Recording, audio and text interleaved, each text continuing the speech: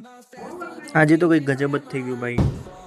તો hello guys, આજના બ્લોગમાં તમારું સ્વાગત છે. જે આપણે જોઈ ગયા છે બસમાં કોલેજમાં ફ્રી ગયા છે. આપણે આજે ઝૂલોજીની પ્રેક્ટિકલ એક્ઝામ હતી એટલે ફ્રી કરીને હમણાં બસ આપણે જાય પેરા બાજુ.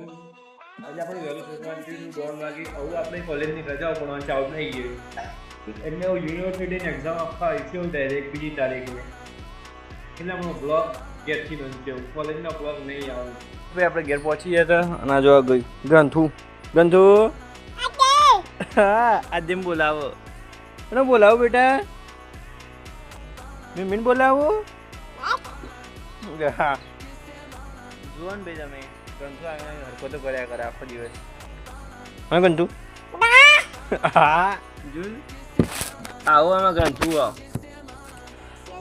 કલ્યા